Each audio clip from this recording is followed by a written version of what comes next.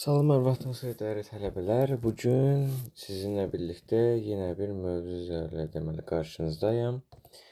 Bugünkü mövzumuz deməli aerohidrostatika və aerohidrodinamika mövzusu olacaq.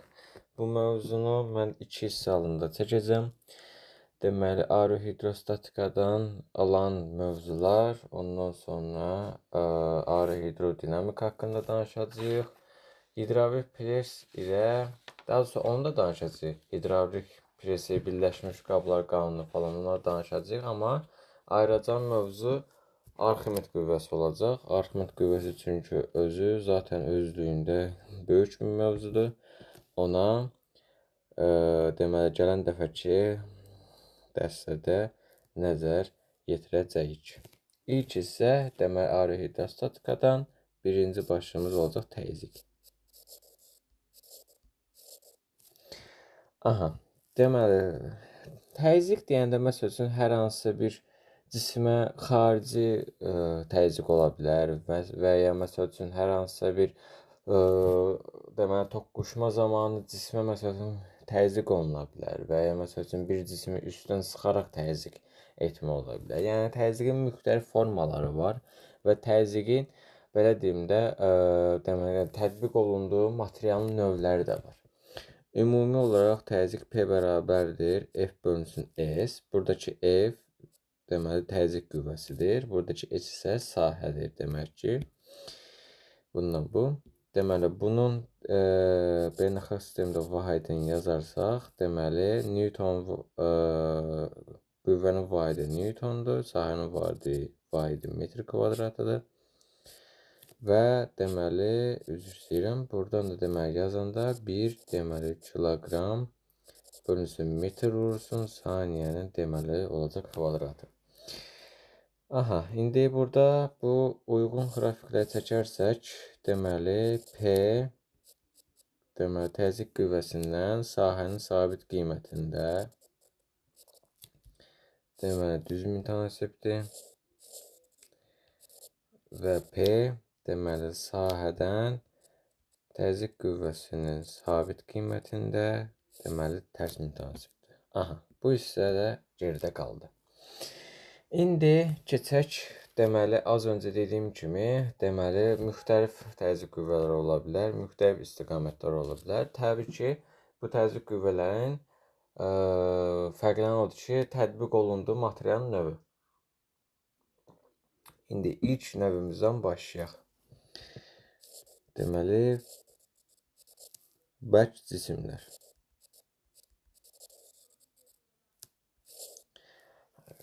Deməli, bu cisimlərdə fərq olaraq nədir? Məsəl üçün, belə bir cisimdir, səthdə durubdur. Məsəl üçün, bunun kütləsinə bir M deyək, buradakı bu hissəyə də, məsəl üçün, sahəsinə S deyək.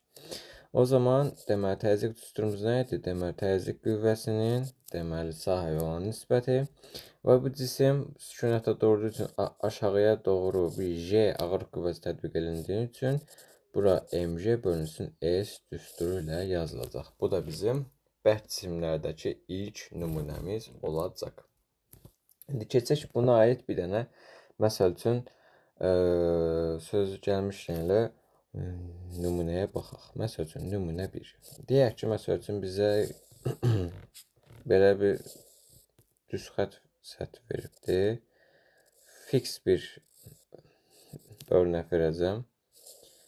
Deməli, belə olsun, bu da buraya gəlsin. Məsəl üçün, bu cisim, deməli, ilk haldan, bir saniyə, ilk haldan, məsəl üçün, bu cisim belə olubdur, ikinci hala gəlibdir. Oturacağı, deməli, 3S-dir, burası S-dir, burası da S-dir, burası da 3S-dir. Bizə, məsəl üçün, sualda verilə bilər ki, deməli, bu cisim birinci haldan ikinci hala gəlibdir. Və bu cisimdəki, deməli, təzyiq və təzyiq qüvvələrini müqayisə edin. İlk öncəliklə buradan bizim izləyəcəyimiz şey nədir? Deməli, təzyiq üçün yazarsaq, P bərabərdir. Deməli, F T bölünsün S, o da bərabərdir, deməli, mj bölünsün S. Yəni, görürük ki, buradakı əslində, burada sadə bir məntiq var əslində. Bərk cisimlərdə təzyiq qüvvələri zaten, yəni bu cisimlərə təsir edən təzyiq qüvvələri bir-birlərinə sabitdir. Yəni bu sadəcə mayelərdə biraz fərqlənir, amma əgər ki söhbət deməli bərk cisimlərdən gedirsə, bir şey unutmayın ki, həmişə bərk cisimdən lap bunu belə çevirib eninə də qoysan, lap uzununa da qoysan fərqi yoxdur. Mütləq ki, bərk cisimlərə təzyiq qüvvəsi dəyişmir. Yəni Ft1 bərabər olacaq Ft2-yə. Yaxşı, gəlin indi deməli bunun təzyiqinə baxaq. Yenə P bərabərdir Ft bölünsün S-dən. Deməli görürük ki, F sabitdir demək ki, o zaman P S-dən tərs asılı olduğunu görürük. Və P S-dən tərs asılı olduğu üçün ikincinin oturacağı böyük olduğuna görə birincidən, yəni ilk haldan, o zaman deməli birinci bərabər olacaq 3P2, yəni tərs mütənası basılır.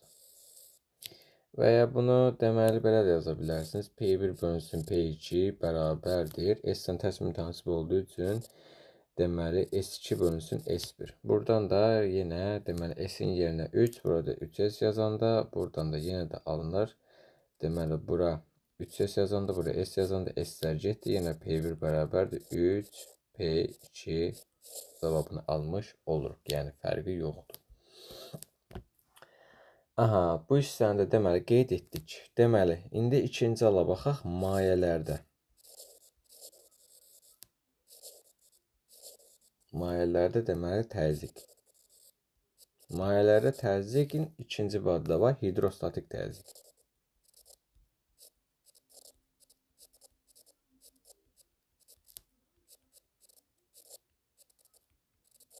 Aha. Deməli, yenə təzyiqin düsturumuzu yazırıq ki, gözümüzün önündə bulunsun Ft bölünsün S. Aha, və buradan bayaq düsturu almışdıq, xatırlayırsınızsa, mg bölünsün S. O zaman yaxşı. Bu düsturu biz necə yaza bilərik? Baxın, məsəl üçün, belə bir cismimiz var. Deməli, silindir formalı bir cismimiz var. Deyək ki, burada durub. Hündürlüyü H-dır bunun. Sahəsi də yenə en kəsinin sahəsi S-dir. Və içi maye doludur. O zaman buradan deməli bu deməli cisim həcmin yazarsak, deməli V bərabər nəyə? Deməli S vurulsun H-a. Yəni oturacaq vurulsun N. S vurulsun H. Aha, indi V-ni tapdıq ki, deməli S vurulsun H-dır. O zaman deməli gətirib burada harda yerinə qoya bilərik? Baxın, burada M nəyə bərabərdir? M bərabərdir rho V-yə. V-nin də yerinə deməli SH yazanda rho SH olacaq. O zaman gətirib burada yerinə yazarsak rho SH J bölünsün S. S-lər ixtisar getdi. Buradan da deməli P bərabərdir rho JH. Bu hidrostatik təzyiqin əsas və ana düsturlarından biridir. Yəni daha doğrusu ən əsas düsturudur. Hətta belə də deyə bilərik. Aha. Yəni buradan da gördüyümüz kimi əslində bunun özü də zaten bu misal üzərində bir isbatdır. Sadəcə bu kiçik isbat deyə bunu isbat olaraq saymayaq. Və buradan da görürük ki, hidrostatik təzyiq deməli cismin sahəsindən asılı deyil. Cismin sahəsindən asılı olan deməli təzyiq qüvvəsidir. Təzyiq qüvvəsi üçün ifadəni də yazmaq istəyirsinizsə, buradan yazaq. Deməli F bərabərdir nəyə? Deməli P vurulsun S-ə. P-ni nə aldıq? Rho JH. Rho JH S-i də gətirib yerinə qoyacaq. Rho JH S. Yəni təzyiq qüvvəsi üçün də anadam düstur budur. Sadəcə yəni S yazacaq ki. Və burada deməli bunların qrafiklərini əgər ki çəkərsək, deməli P-nin rho-dan və H-dan asılılığı deməli düzdür. Amma ki deməli P-nin S-dən asılı deyil. Hərdən bir elə məsəl üçün uşaqlar var ki, deyirlər ki, müəllim P bərabərdir rho J-H-dır da. Yaxşı, bəs rho-nu yazdıq. Rho getdi, H getdi, bəs J-ni niyə yazmamışıq? J sabitdir zaten. J-nin qiyməti gah 9,8 verirlər, gah 10 verirlər, gah elə olur 10,6 verirlər. Yəni bu sabit kimi verilir zaten. Amma bunların qiyməti məsələdən məsələyə dəyişir. Yəni rho da məsələdən məsələyə dəyişir, H da məsələdən məsələyə dəyişir. Ona görə də yəni qrafik üzərində sabit bir şey zaten qrafiki çəkilməz. Sonra yəni burada deməli fərqli nüanslarda əlavə qeyd etmək lazımdır və burada bir şey də qeyd edim ki, deməli hidrostatik təzyiqdə maye sütunun hündürlüyündən hündürlük hesablanır. Məsəl üçün nümunə 2 verim sizə. Nümunə 2. Nümunə 2-də məsəl üçün bizə belə bir qab verilibdir. Deyəlim ki, belə bir qabdır. İçi maye doludur. Səddi də burasıdır. Deyəlim ki, deməli burada bir nöqtəmiz var. Buna deyək bir A nöqtəsi məsəl üçün. Buradan yazım. Bura bir A nöqtəsi yazaq məsəl üçün. Aha. İndi buradan bura qədər ki olan məsafə deyək ki 2 metrdir. Buradan bura qədər olan məsafə deməli deyək ki 7 metrdir. İndi bizə sual verə bilər ki, məsəl üçün bu qabdakı hidrostatik təzyiqi hesablayın.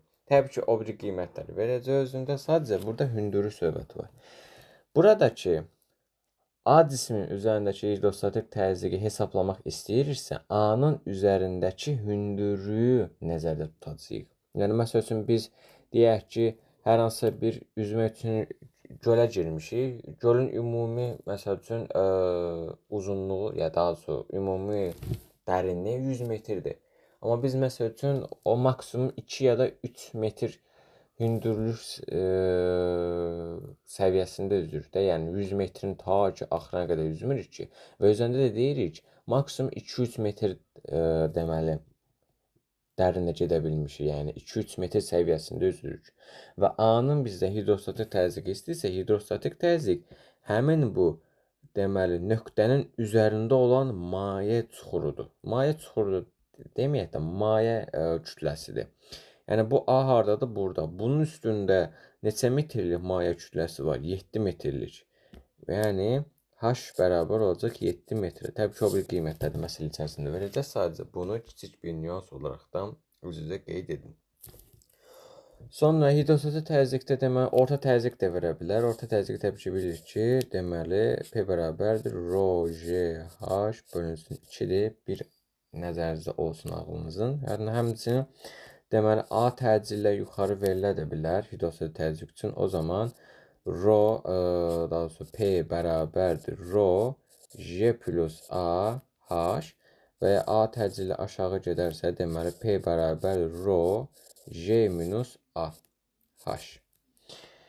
Bu iki düsturda burada istifadə olunur. Və həmçinin az öncə yazdığımız kimi deməli təzyiq qüvvəsi bərabərdir. Bilirsiniz ki, rho J H S-dir. Bunun bu qrafikini çəkərsək, FT-dən, rho-dan, H-dan, S-dən zaten J sabitdir. Hamısından düz mütənasib asılıdır nəticəsini görə bilərik. Və hidrostatik təzyiqdə kiçik bir nüans var. O nüansı da mən məsələ üzərində izah etmək istəyirəm. Məsəl üçün, bu rəngi seçək. Nümunə 2 yazaq. Nümunə 2 idi səhv etmirəmsə. Nümunə 2. Nümunə 2-də məsəl üçün bizə belə bir səth verilibdir. Deyəlim ki, deməli, bunun burası deməli belə olsun. Bunun içi maye olsun, məsəl üçün. Bunun içi belə mayelərlə dolu olsun. Sonra deməli, burada eyni hündürlüklü bir dənə də maye suxuru olsun. Sonra buradan gördüyümüz kimi bu hissələrdən eyni nöqtələrlə gedəcəyik. Baxın, eyni səviyyədə gedəcəyik. Eyni səviyyədə gedəcəyik. Bunun ayağı S olsun, bunu da 4S olsun. Bizə sual verər ki, buradakı təzyiq və təzyiq qüvvələrini müqayisə edin. Baxın, bizim az öncə dedik ki, bərk cisimlərdə təzyiq qüvvəsi birisi ki, sabitdir, amma mayelərdə deməli, Pascal qanununa əsaslanaraq deyirik ki, təzyiqlər sabitdir. Bunu indi bir sonraki başlıqda izah edəcəm. Niyə ki, deməli, belə olduğunu, daha doğrusu nədir? Bunu olmasının səbəbi Pascal qanunudur. Bir sonraki başlıqda onu izah edəcəyik. Deməli, təzyiqlə bərabərsə, o zaman təzyiq qüvvələrinə baxaq. Deməli, P vurulsun S, o da bərabərdir. Deməli, rho, J, H, S. Baxırıq ki, sahələr var. Deməli, sahəsi böyük olanın təzyiq qüvvəsi daha böyük olar. O zaman F2 bərabərdir 4F1-ə. Cavabımız da deməli belə oldu. Yəni, uşaqların çoxu mayələrlə, bərk mühitdə səhv salır. Amma bu kiçik nüansa diqqət eləsəniz, ən yaxşısı sizin üçün olar. Aha, indi hissənin digər bir qisminə keçək. Hətta buna oxşar bir dənə də nümunə verimmi? Bir dənə də verim, ən yaxşısı. Daha yaxşı anlayın. Nümunə 3 olsun bu. Nümunə 3-də məsəl üçün belə bir şey çəkim. Deməli, belə bir şey çəkək. Yenə eyni bunun altına. Bu dəfə yaxşı çəkdim nəcəbsə. Deməli, belə. Aha. Bu birinci şəklimiz olsun. Bu ikinci şəklimiz olsun. Bunun ayağı 3S olsun. Bunu S olsun. Bunu da S. Burada 3S olsun. Eyni şəkildə. Hündürlüklər də müəyyən bir H hündürlüyü olsun. İkisinin də hündürlüyü eynidir deyək. Aha, indi buradan yenə bizə deyir ki, təzyiq və təzyiq qüvvələrini müqayisə edin. O zaman biz bu üçün baxarsaq, deməli, Pascal qanununa görə heç düşünmədən P1 bərabərdir P2 yazırıq. P1 bərabərdir P2 yazandan sonra təzyiq qüvvəsini yazır. Təzyiq qüvvəsi bərabərdir, deməli, rho, J, H, S. Və ya rho, J, H, məsəl üçün bir P olaraq da yaza bilərsiniz. O yazma şəkli sizə qalıb artıq. Görürük ki, ikincinin sahəsi birincinin sahəsindən bu vəziyyətə gələndən sonra daha da böyümüşdür. O zaman deməli FT2 deməli bərabərdir 3FT1. Bu qədər. Aha. İndi keçək deməli 2 dənə nümunə verdik. İndi bununla bağlı bir 2 dənə nümunə verək. Çünki bir hissə var, uşaqlar çox səhvlər buraxır bu hissədə. Diqqətli olmaq lazımdır. İmtahan ərəfəsində belə səhvlərə yol vermək olmaz. Nümunə 4. Deməli, nümunə 4-də məsəl üçün belə bir bizə şəkil veribdir. Deməli, bu nöqtəyə bir A deyib, bu nöqtəyə bir B deyib, bu nöqtəyə də bir deməli C deyib. Deyir ki, burada məsəl üçün bu sual verib ki, A, B, C nöqtələr arasındakı təzyiqləri müqayisə edin. Bizim Pascal qanunundan öyrənəcəyik ki, birazdan bu cisimlər deməli biz nə olaraq götürmüşük az öncə? Biz dedik ki, hidrostatik təzyiqdə bunun içi mayedirsə, təbii ki, bunun içi maye doludur. Deyir ki, əgər ki, müəyyən bir maye dolu qabda, əgər ki, hündürlük və ya məsafə ölçülürsə, ən yüksək təbəqədən götürülür. Yəni, məsəl üçün, biz indi Pascal deməli qanununu keçərkən bunu izah eləyəcəm. Ona görə də buradan üzdən deyim. Məsəl üçün biz yerdən getdikcə yer üzünə, yəni yerin atmosfer təbəqəsinə yaxınlaşdıqca biz əslində məsəl üçün ən üst təbəqədə olan stratosfer təbəqəsinə yaxınlaşırıq. Yəni stratosferlə bizim aramızdakı məsafə getdikcə azalır. Getdikcə məsafə azaldığına görə o zaman burada kiçik bir nüans əlavə olunur. Bu nüansın sadəcə iştirak edilməsi ilə, məsəl üçün, yəni getdikcə biz yer üzündən deməli uzaqlaşırıq və stratosferə yaxınlaşırıq. Yəni məsəl üçün biz buradayıq, biz yerdəyik deyək ki, stratosfer təbəqəsi də deyək ki, buradadır. Biz getdikcə bu istiqamətə çıxdıqca yerdən olan hündürlüyümüz artır, amma stratosferdən olan məsafəmiz azalır. Yəni burada H azaldığına görə bizim hidrostatik təzyiqimiz də deməli azalacaq. Yəni məsəl üçün bəzən belə bir sual uşaqlar sual verir ki, yer üzündən hündürlüyə qalxırıqsa, bizim niyə məsəl üçün hündürlüyümüz artırsa, niyə bəs bizim təzyiqimiz artmır, azalır? Çünki hidrostatik təzyiq az öncə də mövzu üzərində dedik ki, deməli maye sütunun səthindən götürülür. Əgər ki, maye mühiti yoxdursa, əgər ki, hava mühitindədirsə, o zaman yəni yenə də eyni şeydir.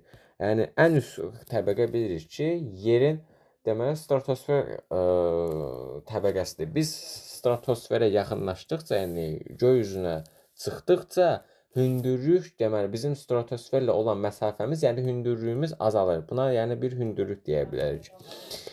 Nətər ki, məsəl üçün düz xətti bərabər sürətli hərəkətdə yola bir S demişdik, ağırlıq qüvvəsində H demişdik. Burada da deməli stratosferə çıxdığımıza görə məsafəni H olaraq da yadınızda saxlaya bilərsiniz. Həmçinin burada bir qeyd edeyim, ağlınızda qalsın.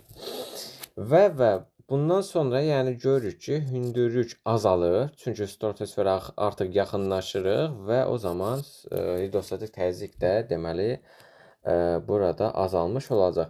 Və bu sualda fikir verirsə ən üst hissədən götürəcəyik. Baxın, bu hissədən götürəcəyik.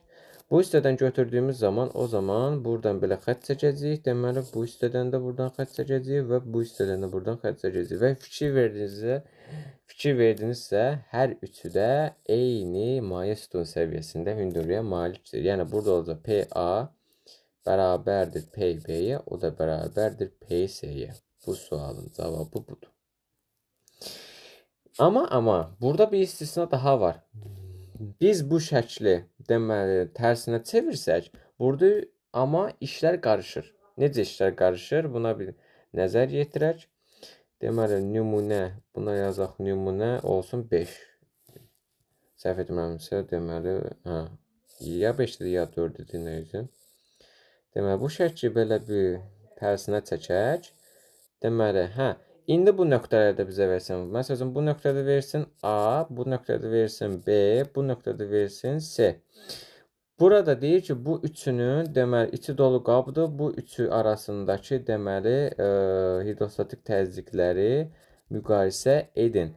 Baxın, az öncə dediyim kimi hər ikisinin də əgər ki, hər üçünü də daha doğrusu, əgər maye sütunu, yəni sütun hündürlüyü eynidirsə, o zaman hər üçündəki olan məsafə götürülür. Görürük ki, A da daha böyükdür, sonra B-dən, B-də də daha böyükdür, oldu C-dən. Yəni, maye sütunun hündürlüyü eynidir.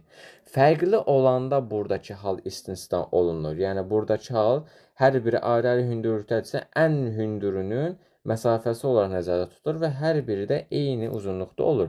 Amma ki, tərsinə olanda artıq maye sütunun hündürlüyü hamısının eyni olduğuna görə sadəcə getdikləri belə lori dildə desək yol qədər. Yəni hansının hündürlüyü daha böyükdürsə, o ən çox yol gedər. O zaman deməli PA böyükdür PB-dən, o da böyükdür PC-dən. Çünki P bərabərdir rho J H-dır. A-nın deməli buradan çəkərsə A-nın getdiyi yol B-dən böyükdür, B-nin getdiyi yol da C-dən böyükdür. Yəni H artanda P artır.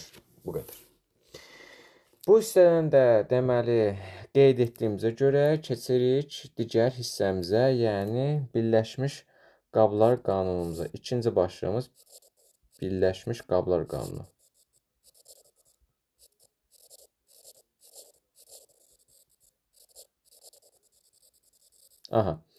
Deməli, Birləşmiş Qablar Qanununda iki hala baxacaq. Bir, deməli, bir cins mayedir. Deməli, bir cins maye müxtəlif hissələrdə maye sütunun hündürlüyü bərabər olacaq. Yəni, maye eynidir, sadəcə maye sütunun hündürlükləri də eynidir. Məsəl üçün, belə bir hissə çəkək, məsəl üçün, deməli, buradan da belə bir hissə çəkək. Hündürlükləri eyni olsun deyə çalışacağım. Deməli, buradan da bir hissə çəkək, demək ki, üçün də maye sütunu gördüyünüz kimi bir cins mayələrdə eyni olur. Hətta belə eləyim. Bu buradadır, bu buradadır, bu da burada. Yəni, hər üçünün də maye sütunu eyni qədər olur. Çünki maye növü eynidir və bununla içi eyni maye ilə doludur. Məsələn, su qoymusunuz və ya yağ qoymusunuz. Hamısı eyni maye olduğu üçün, yəni hamısının tərkibi bir cins olduğu üçün, ona görə də bunun arasında çox bir fərq yoxdur. Gərək bunun deməli zıttı olana, yəni tam tərsi olana. B, deməli qeyri bir cins mayedə.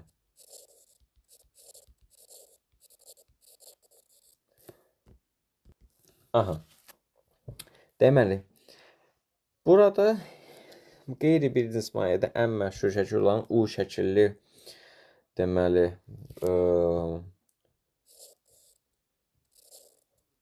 boru nəzərdə tutulur. Deməli, belə bir borudur. Deməli, bu hissəmizi çəkdik. Aha. Deməli, deyərəm ki, cismimiz burasından bura qədər doludur. Bu hissəyə qədər ta ki. Mən bura deyirəm, bura bir H1 hündürlüyü. Aha. Bunun sahəsinə, deməli, daha doğrusu buradakı maye ilə bu hissədəki olan maye fərqli olacağı üçün mən bura deyirəm bir ρ1. Sonra keçsəm ikinci mayemə. İkinci mayem deməli buradan olacaq. Deməli bu gələcək. Məsəl üçün bu hissəyə qədər.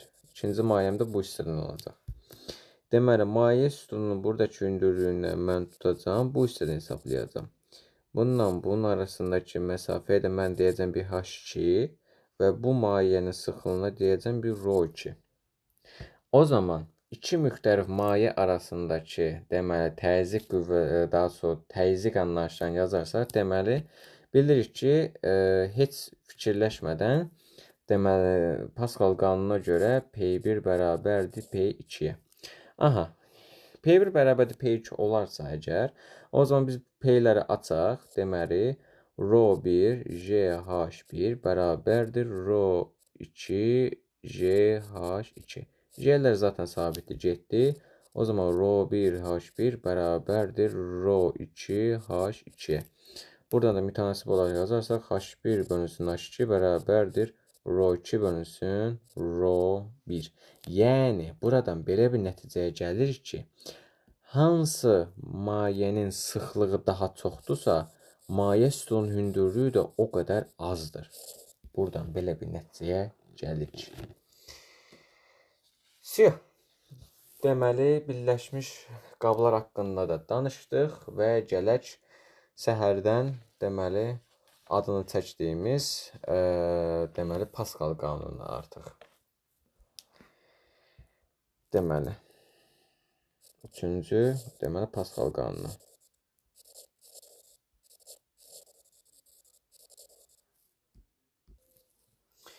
Aha, indi deməli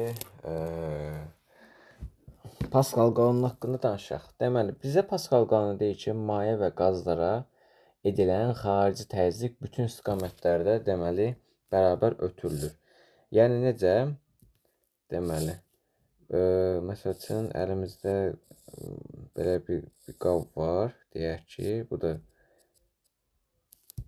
fix bir misaldır. Deməli 1, 2, 3, deməli 4 və 5. Deməli,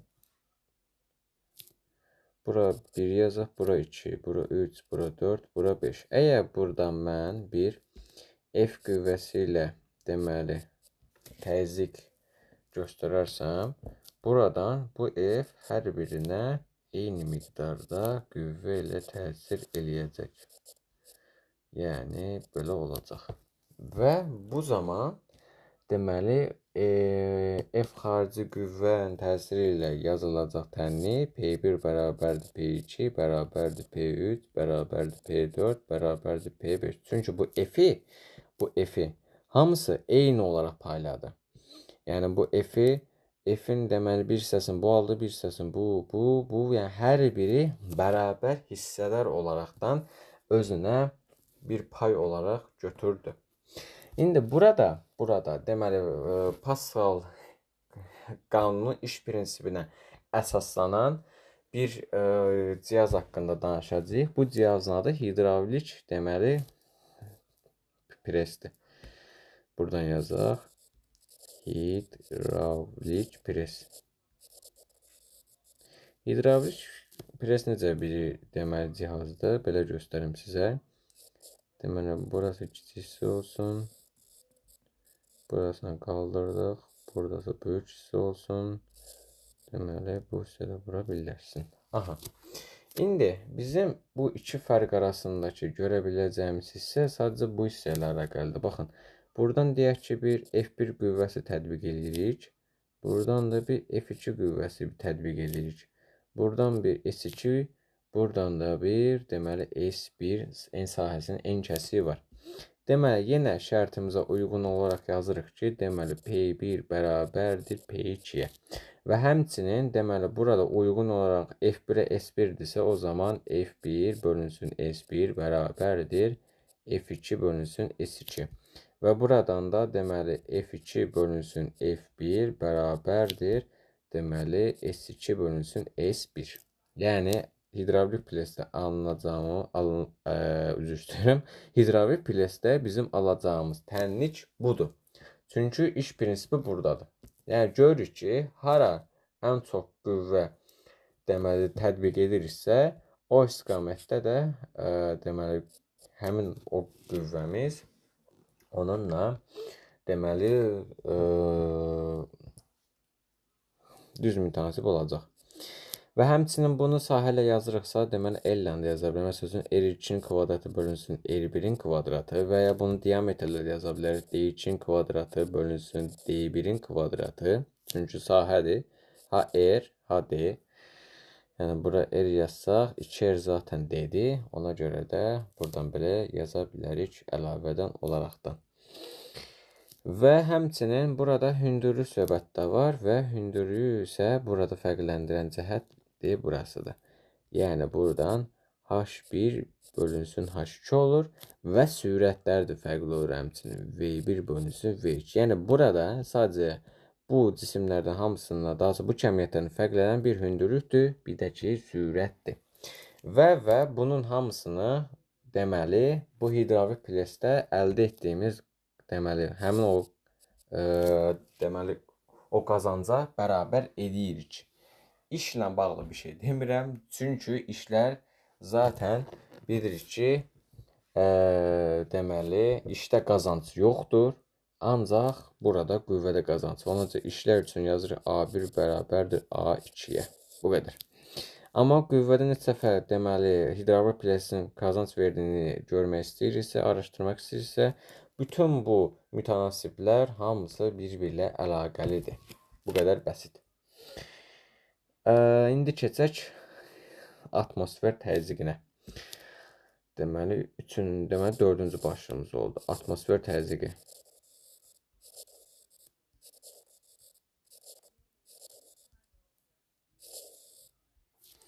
Atmosfer təzyiqində burada məşhur bir təcrübə var. Deməli, bu təcrübənin adı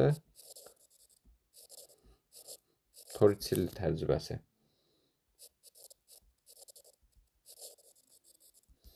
Bu təcrübədən bizim çıxaracağımız nəticə bundan ibarətdir ki, az öncə məsələn hidravlik presdən danışıb, bir də hidrostatik deməli təzyiqdə bir nüansda qeyd elədik. Onu indi burada əlaqələndirəcəyik. Məsəl üçün bizə deməli Torricelli deməli təcrübəsi belədir. İçi civə dolu bir dənə hovuzdur.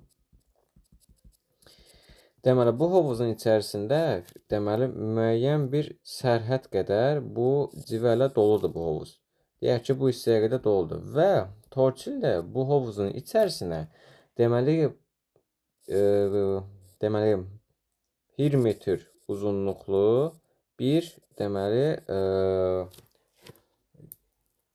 ya boru mu deyək, yəni boru demək daha məntiqlidir. Boru salır. Və xarici qüvvənin təzyiqi ilə görür ki, xarici qüvvə bu civə dolu hovuzu təzyiq etdikcə, burada civə həmin bu 1 metr uzunluqlu, deməli, borun müəyyən bir hissəsindən qalxır.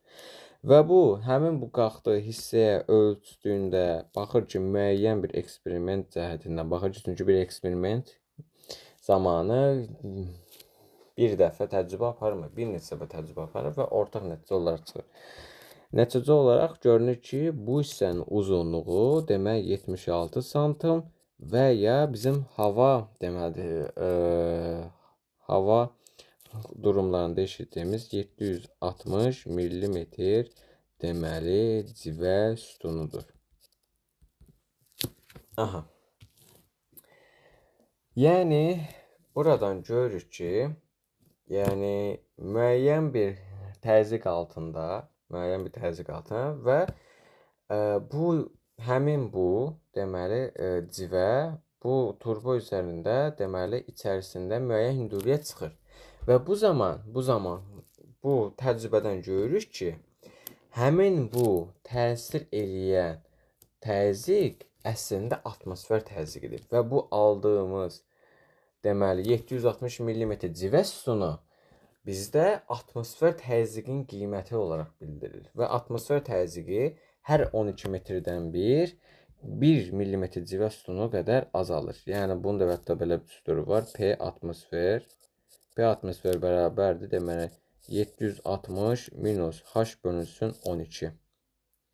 Bu H-dır. H bölünsün 12. Bu qədər. Və cavabı da millimetr civə sütunu alacaqsınız. Bu qədər. Məsəl üçün, indi bu deməli təcrübəyə baxaq. Bu təcrübənin axırını gətirək. Bu təcrübədə deməli bu təcrübə şəraitində həmin bu vəziyyətdəki hidrostatik təzyiqi əgər axtararsaq, deməli civənin sıxlığı 13600-dür. Deməli civənin sıxlığı 13600-dür. J-ni deməli 9.8 götürsək və hündürlüyü də burada yazdığımız kimi deməli 0,76 metr olaraq götürsək, deməli P bərabərdir rho J H-dan, o da bərabərdir 13600 vurulsun 0,76 vurulsun 9.8. O da eləyir ortalama bir təqribi nəticə götürəndə 100.000 paskal eləyir. 100.000 paskal atmosfer təzyiqinə bərabərdir. Və ya bunu 100 kilopaskal olaraq verirlər ki, güvən işləyən zaman bunu çox-çox görəsiniz. Və ya 10⁵ paskal olaraq da verirlər. Bu qədər. Yəni bu deməli təcrübədən alınan nəticə budur. Atmosfer təzyiqi ya 10⁵ paskaldır.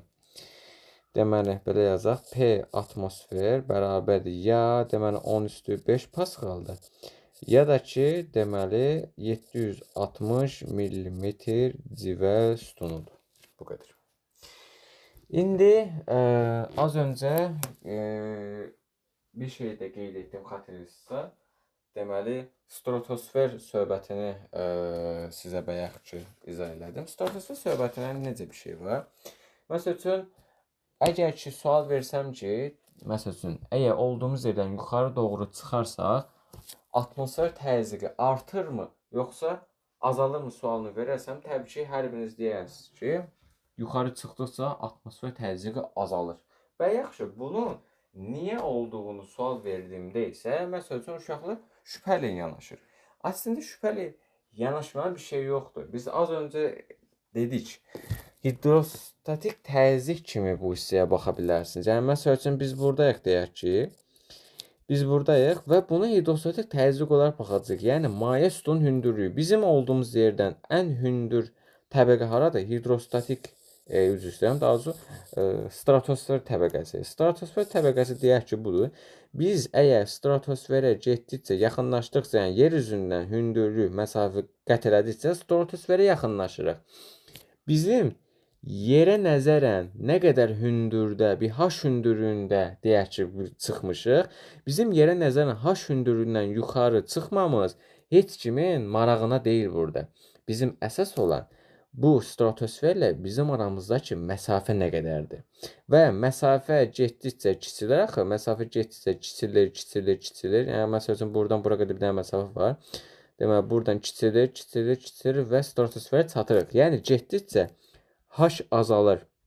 H azaldığına görə də deməli, P bərabərdir rho J H düsturundan, H azaldığına görə deməli, P də azalmış olacaq. Yəni, buna görə deyir ki, yuxarı doğru çıxdıqca atmosfer təzyiqi azalır və hətta elə insanlar var ki, həssas olur, belə deyim də, ya deməli burunlarından mı qan gəlir? Elə oldu, elə insan var, Allah uzaq eləsin, gözlərinin hətta qan gəlir. Yəni beyin həmin o atmosferin deməli civə sütununun deməli dayanıqlığına dözə bilmir. Yəni hər adam buna dözməyə qadir olmur, təəssüflər olsun. Və buradakı deməli az öncə bu Torçillə təcrübəsindən alınan təzyiqin deməli, hündürlükdən olan qrafikini çəkərsək, deməli, müəyyən bir hündürlükdən aşağı doğru gələcək. Buraya yazacaq P0. Bunu da dedik və deməli, atmosfer təzyiqini hansı cihazlar ölçür? Onlara da toxunaq. Atmosfer təzyiqini deməli, parametr aneroid ölçür. Deməli, civələ barometr ölçür.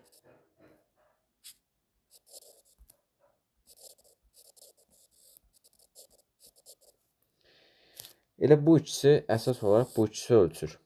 Son sual verə bilərlər ki, məsələn, təzyiqi nə ölçür? Təzyiqi ölçən manometrdir. Bunu səhv salmayın. Uşaqlar bəzən səhv salır da. Və hündürlüyü ölçən nədir? Hündürlüyü ölçən deməli 6 metrdir. Elə deyilişindən görünür 6 metr, yəni hündürlüyü olaraq da saya bilərsiniz. 6, 7, 8, 9 və s. Və gələk son deməli nəzəri başlığımız olan, daha doğrusu son 2 başlıq qaldı. Son bir nəzəri olaraqdan deyəcəyimiz şey tam təzyiq.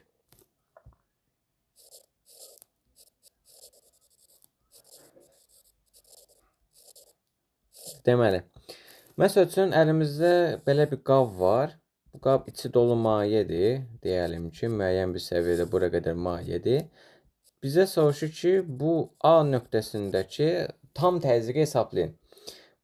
Deməli, bu qabın hündürlüyünü də bir H desək və bu qaba az öncə tortillə deməli, təcrübəsində də göstərdiyimiz kimi, yəni burada göstərdiyimiz kimi, deməli, bu oxlar xarici təzyiq qüvvəsidir. Xarici təzyiq deməli təsir etdiyindən o zaman belə bir şey yazacağıq. Deməli, burada yazacağıq bir P0. O zaman tam təzyiq həm atmosfer təzyiqi, həm də ki, hidrostatik təzyiqin cəmi olacaq. Yəni, bu maye zaten hidrostatik təzyiq yaranan avtomatik. Bir də ki, bu atmosfer təzyiqi vasitəsilə yaranan hidrostatik təzyiqin cəmi tam təzyiq olur. O zaman P bərabərdir, deməli, atmosfer təzyiqi üzərinə gəlsin hidrostatik təzyiq. Bu qədər. Və bunu, deməli, zamandan asılılıq qrafikini çəkərsək, deməli, müəyyən bir qiymətdən yuxarı doğru başlayacaq atmosfer təzyiqi. Bu qədər. Bundan sonra son olaraqdan son başlığımız, buna da bir 5-ci başlıq deyək. Maye axının kəsilməzliyi.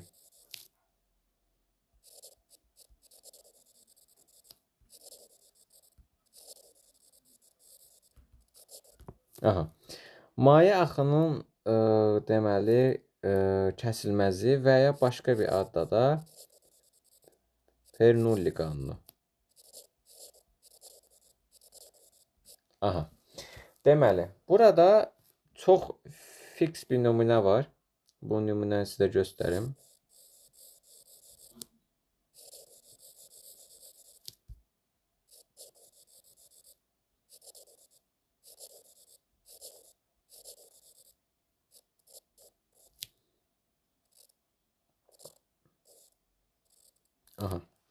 Deyək ki, bizdə iki hissəli, iki hissədən ibarət, deməli, bura L1 uzunluqlu, burada L2 uzunluqlu bir deməli, hava axının, maye axının kəsilməzlik deməli, səthi verilibdir. Deməli, bu hissənin ən kəsin sayısı S1 olsun, bura S2 olsun. Buradan axan mayenin sürətə V1 deyək, buradan axan mayenin sürətə də V2 deyək. O zaman belə bir nəticə çıxır ki, deməli, hər ikisindən keçən mayenin həcmi eynidir. Yəni, çünki hər ikisindən eyni qədər maye keçir. Sadəcə buradakı fərqləndirmək üçün kiçik bir hissəni deməli görmək lazımdır. Yəni, yazıram ki, V1, çünki eyni qədər maye keçir, V1, V2. Yəni, buradan məsəl üçün 100 litr maye keçirsə, buradan 100 litr maye keçirsə, gələndə bu hissədən də zaten 100 litr maye keçəcək.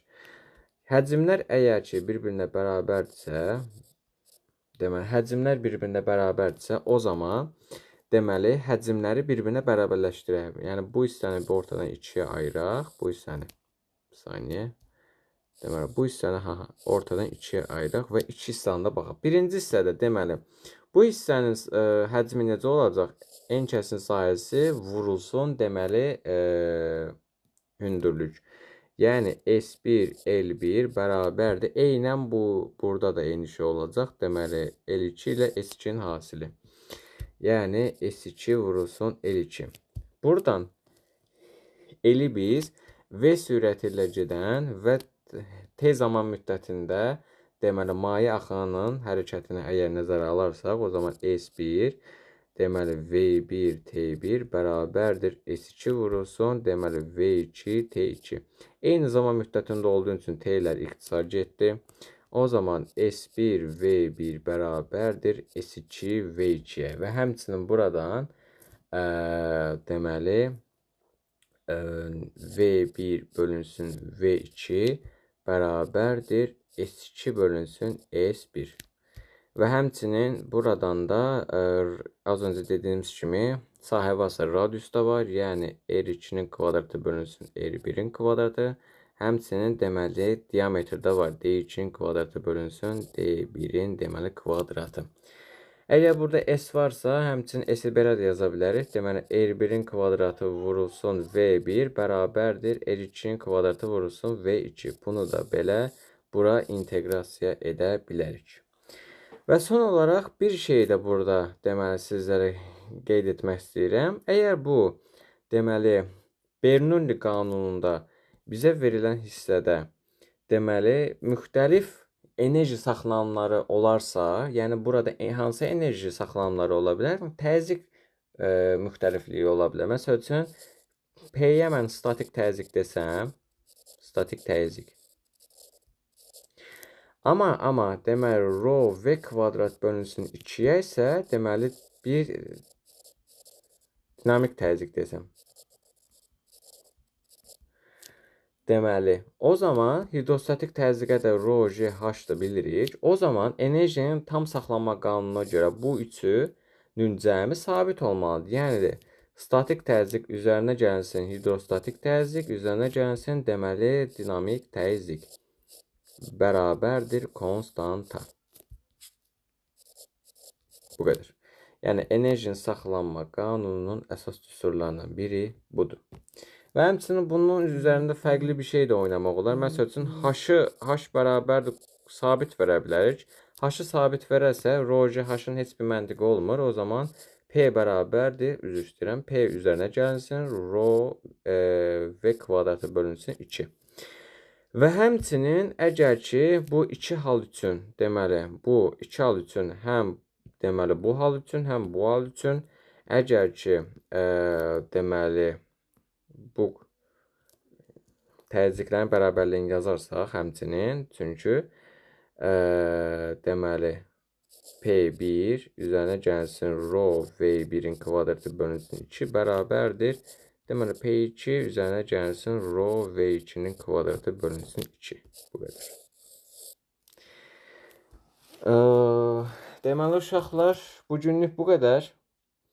Ümid edirəm mövzunu aydın şəkildə sizə izah edə bilmişəmdir. Bugünkü mövzumuz maraqlı idi. Bu mövzunun arxası da var əslində Arximed qanunu, amma Arximed qüvvəsi daha doğrusu. Arximed qüvvəsinin amma indi keçmək istəmirəm. Çünki həm o, həm bu olarsa Arximed qüvvəsinin də özünə kifayət qədər deməli nəzəriyyələri var, istisnaları var, nüansları var. Ona görə də onu mənim sizə deməli gələn dərs borcum olaraq sayın. Çünki Arximed qüvvəsi də özü bir deməli dərsdir. Hətta bəzən sırf Arximed qüvvəsindən situasiyalar düşür. Yəni mən hər zaman baxdığımda, hər zaman qəbullarda fiks olaraq Arximed qüvvəsi görürəm. Ona görə də deməli gələn dəfə Arximed qüvvəsi dərsinə nəzər yetirəcəyik. Uşaqlar bu qədər. Ümid edirəm deməli mövzudan çıxan nəticələrdən özünüzə qeyd aparmışsınızdır. Dərs izahı və mövzu izahı boyunca çalışın özünüzə bol-bol qeyd edin. Az qalıb imtahana, səbr edin. əziyyətinizi, bəhrəsini görəcəksiniz. Heç narahat olmayın. Özünüzə yaxşı baxın. Hər birinizə uğurlar. Sağ olun.